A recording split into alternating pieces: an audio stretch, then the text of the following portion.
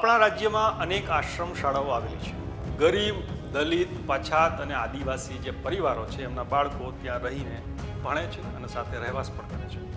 આવી શાળાઓ સામાજિક ન્યાય અને અધિકારીતા વિભાગ ચલાવે છે. એ બધી સ્કૂલો શિક્ષણ વિભાગને સોંપવાનો નિર્ણય લેવામાં આવ્યો છે. એની વાત કરવી છે આ વિડીયોમાં. નમસ્કાર, વાઇબ્સ ઓફ ઇન્ડિયામાં આપનું સ્વાગત છે. રાજ્યની જે આશ્રમ શાળાઓ એટલે કે જ્યાં રહીને બાળકો ભણતા હોય છે, આવી શાળાઓનું સંચાલન સામાજિક ન્યાય અને અધિકારીતા વિભાગ છે એ કરે છે.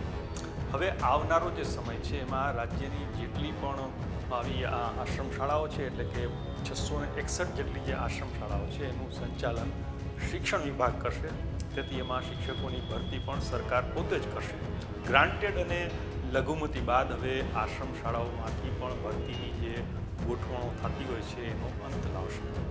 એટલું જ નહીં, સરકારના આ નિર્ણયના પગલે આ શાળાઓમાં ફરજ બજાવતા જે શિક્ષકો છે તેમના પગાર સહિતના જે જુદા જુદા પ્રશ્નો છે એનો પણ અંત આવશે.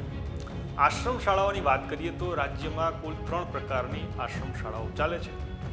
403 આશ્રમ શાળા, 196 ઉત્તર બુનિયાદી આશ્રમ શાળા અને 62 ઉચ્ચતર ઉત્તર બુનિયાદી, એમ કુલ મળીને 661 આશ્રમ શાળાઓ છે એ ચાલે છે.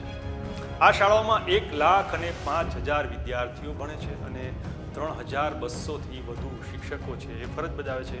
આમાંથી કેટલીક શાળાઓનું સંચાલન આદિજાતિ વિભાગ છે કરે છે.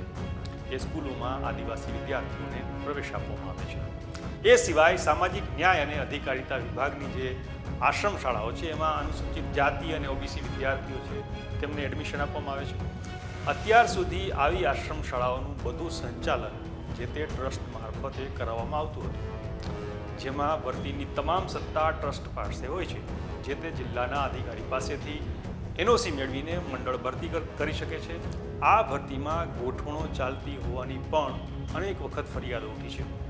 બીજી તરફ આશ્રમ શાળાના મંડળો, સરકાર અને કર્મચારીઓ જુદા જુદા પ્રશ્નો મુદ્દે કોર્ટમાં ગયેલા છે, જેને લઈને આવેલા ગુજરાત હાઈકોર્ટના ચુકાદાને પગલે સામાજિક ન્યાય અને અધિકારીતા જે વિભાગ છે તેણે આશ્રમ શાળાઓ શિક્ષણ વિભાગને સોંપવાનો ઠરાવ કર્યો છે.